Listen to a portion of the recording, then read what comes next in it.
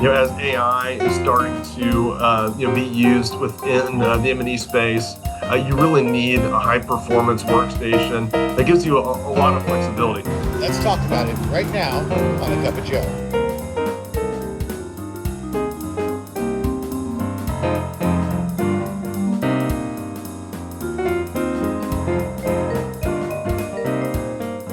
Andy Parma, thanks again for coming to A Cup of Joe. I know we got to meet up at VES not too long ago at the VES Gala, where both our companies were sponsors, and so we talked about doing this interview, and I'm glad we're finally getting it done, especially in time for NAB and down the road SIGGRAPH, right? But let's one conference at a time. Andy Parma, you are the segment director of basically the multinational corporation workstation CPU segment director. This means that you generally work with the largest workstation manufacturers to develop and sell workstations. You focus on Ryzen and the Ryzen Threadripper Pro processors, right? You've got around 20 years of experience in the semiconductor industry. And before this, at AMD, you were working on the EPYC as well, right? So you've seen both sides of this new generation of AMD that's come out. Again, we work together at CW, so full disclosure there, we do partner up and work together a lot on the Studio Cloud and other areas. And so that's how we've gotten to know each other over the last few years. And we both, you work with James Knight, who's another collaborator of ours. He's on EPYC, correct? And you're working on Ryzen, so you're sort of two sides of that AMD coin on compute. We work in media entertainment. That's my primary focus together. Is that your primary focus, or do you work in other verticals and other areas? Yeah, so I have the opportunity to work across all of the workstation verticals. So again, work with a lot of customers and partners in media entertainment, but we also work with customers in the design and manufacturing space. A lot of automotive companies use workstations powered by Threadripper Pro.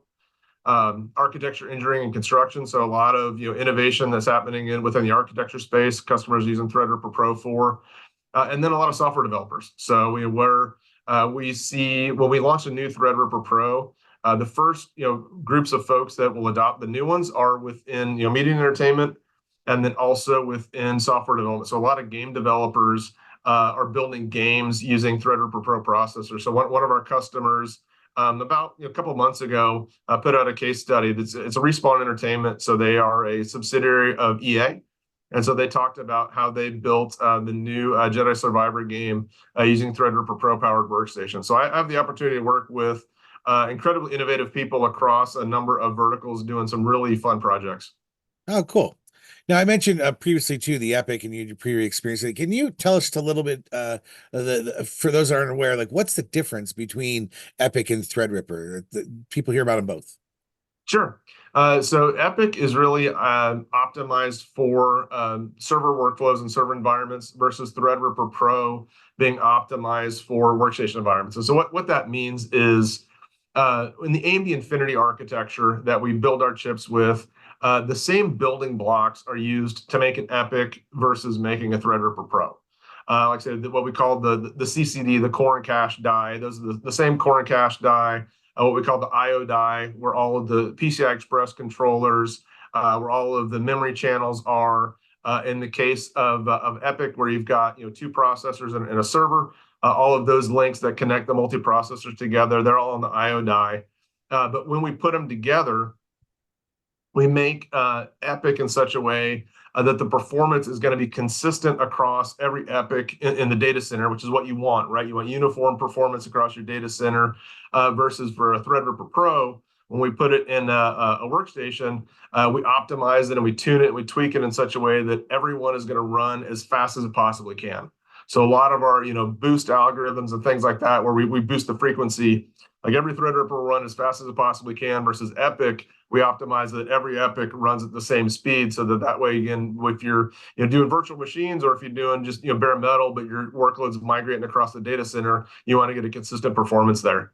Yeah, and predictable too, right? Exactly. One goes up means it's not available for the other and such. So that makes sense. We're seeing a surge in interest in new workstations on our side. You know, CW, we're rolling out a workstation as a service sort of program, including with towers, and we're seeing a lot of the as the studios crew up again. We're seeing some use virtual machines, and that's where we kind of point people towards the EPYC. But the biggest users in the studio are still actually using full towers, dedicated towers. And these, they're almost exclusively asking for Threadripper Pro. But can you elaborate a little more on sort of what are the specific CPU features or technologies that really are beneficial for AMD that's making them so hungry to get their hands on these Threadrippers? I know there's high core counts, there's very fast speeds. You talked about the turbo. What's your take on that? Yeah, I mean, so the thing that makes Threadripper Pro really unique is that it is the ultimate in performance, whether that is, single-threaded performance where you need high frequency, whether that is multi-threaded performance where you need a whole bunch of cores, whether that is, specific applications, whether you're running, Adobe software or, software from Blackmagic Design, it runs this software really fast because of the high frequencies and the high core counts. But the other thing that it does that's really unique is, again, I talked about that Infinity architecture earlier. The way that the chip is put together, when you pair it with high performance graphics cards, whether those are AMD Radeon Pro graphics cards or whether those are NVIDIA graphics cards, you actually get faster performance on the graphics card when you pair it with Threadripper Pro. So you get, like I said, fast memory speeds. The new parts have got DDR5 memory, so fast memory speeds, fast cores, but you also have an architecture that gets the most out of graphics cards. So that balanced approach is why the most demanding customers, which media and entertainment customers are within that group, they really migrate to Threadripper Pro fast because they can see the benefit of that performance. If you took any of today's video cards and put them in just a few generations back machines, they would be so bottlenecked by the CPU, you wouldn't be able to get nearly the efficiency out of those cards as you'd want. So as these cards become and you're in a race here with all these video resources are speeding up and growing at such a rapid pace that AMD is, and they are keeping up, with the newest core counts we're seeing coming out with, in the future with Bergamo and Tur and all these, you're definitely keeping up with the Joneses when it comes to having to match what the video card needs are out there, for sure. The precision series, I think, is one area where people are using that. It was 2 years ago at SIGGRAPH that I did a sneak peek video at a Dell event on the walking through the whole first generation precision. I think it was the 7865. So that was a couple of years ago. I know that things have progressed there on the Dell Precision side. Do you have any thoughts on the latest generation of Dell Precision and how it relates to the Threadripper? Yeah, I mean, so we've got a great relationship with Dell, like you mentioned, that SIGGRAPH back in 2022. That was when Dell's Precision 7865 was new. Now, as we get into the beginning of 2024, Dell has a new workstation that they call the Precision 7875. And so that uses the new Threadripper Pro 7000 processors. So now, like I said, we've had a long relationship with Dell. Again, I started working with them, years before that first workstation came to market. But again, now two workstations on market now, the 7865 as well as the new 7875, and we continue to collaborate with them for future products and the roadmap together. But like the Dell portfolio is top notch with Threadripper Pro. And that's why we're getting these requests in, and it will likely continue to underlie some of our workstations and offering, our workstation as a service offering that we're doing both in rack and as a tower. In fact, M&E is changing very quickly right now. We'll probably be hitting some keywords here coming up here in this conversation that everyone's talking about lately, and we have areas of like virtual realities really helped blow it up the last few years. Real-time rendering, you kind of mentioned a little bit about the gaming folks and using the game engines, cloud-based workflows. From your perspective, what are some of the biggest trends that are driving the CPU development for media and entertainment that's behind the need for faster and faster CPU?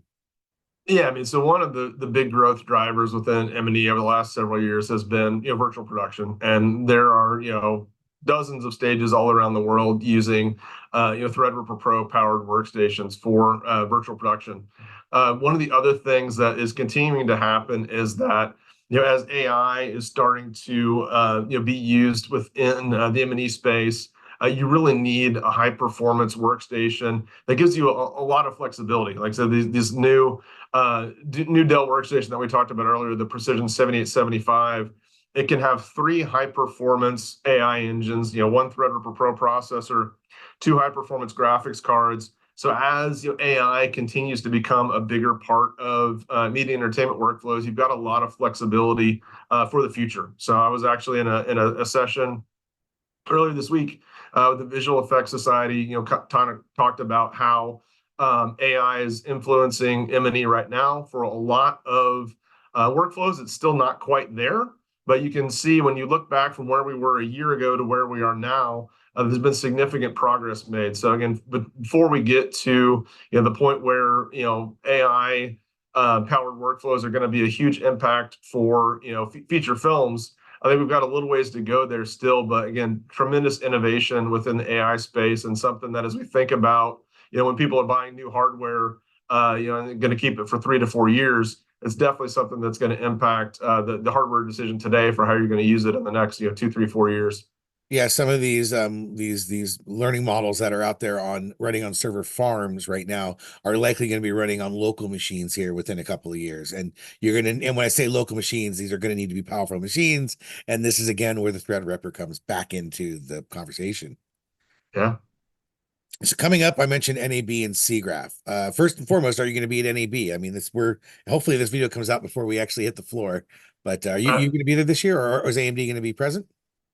Absolutely. We'll have a big old booth in NAB, and also be collaborating with a lot of our partners. So, like I said, you'll be able to see, AMD powered equipment in Dell's booth. We talked about our strong collaboration with Dell. We're also going to be working really closely with View Studio and other partners at NAB. So there'll be an opportunity to come by and see the latest AMD powered technologies in our booth, as well as some of our partner booths. Yep, great. You'll probably see me bouncing between the Dell and AMD booths a lot in the coming days. For those that are going to be out there at NAB, reach out to me. Let me know that you're going to be out there. I'll be out there Sunday through Wednesday. And again, I know I have to get this video out before I go. There you go. And SIGGRAPH is also coming up. I imagine, although that's further off, I know we usually don't do our SIGGRAPH planning till after NAB, just out of necessity. But do you got any ideas on what's coming up for SIGGRAPH in Denver this year? Oh yeah, we're looking forward to SIGGRAPH in Denver. Again, I haven't nailed down exactly the stories and the partners we're going to be working with, but I know we'll be doing something fun with Dell. So again, the 7875, this will be the first SIGGRAPH after it's come out, so we'll be able to show off a lot of fun workflows. Maybe we'll get some AI running on it. Maybe we'll get some AR VR on it. We'll talk to Dell about what the specifics are going to be, but I know it's going to be something awe-inspiring. So you definitely want to swing by the Dell booth and stop by and talk to AMD when you get to SIGGRAPH. Yeah, absolutely. And come to Denver because it's going to be an interesting new environment. And we were just doing a planning meeting with a bunch of the studios last night for all of the Birds of a Feather talks. So it's going to be a great slate of Birds of a Feather talks coming up at SIGGRAPH. So we've already started that planning now. That's all I'm going to say about that yet. But stay tuned to the channel where I'm going to be talking about it a lot more once we lock in the schedules. I know your roadmap starts to go into the land of non-disclosure agreements here as we get further and further into the year. But what can you tell us about what to expect from AMD here as the year progresses? At CES this year, we launched a new line of processors that we call the Ryzen 8040 series. And so historically, what we've done is we introduce a new processor series at CES. The Pro versions of those typically come out in calendar 2Q. So again, look for announcements coming soon for the Pro versions of the Ryzen 8040 series. This will be our second generation of AI engines for mobile workstations, as well as for commercial laptops. So again, we can't have a conversation without talking about AI, but with the second generation AI engine in these mobiles, it's going to really have some significant gen-over-gen performance advantages. Fantastic. I appreciate all the time that you've given me here, Andy. We've got a lot of work coming up at NAB, so I'll see you there and try to bring clients by to say hi. If anyone's going to be NAB, head over to the booth, see if you can find Andy, see if you can find me on the floor. You can always hit me up at cupofjoevfx@gmail.com. I'll put it right here so you can hit me up. Let me know that you're going to be down there. I'd love to meet up with anyone. So come find me. Let's set up a meeting. Andy, again, thanks for your time. Still got to nail down James for one of these interviews coming up. That's public pressure I'm putting right on this video. James, you're next. Thanks again, Andy, and hope you have a great NAB. Thanks for having me, Joe. Look forward to sharing a cup with you soon. See you, Andy. Take care, bud.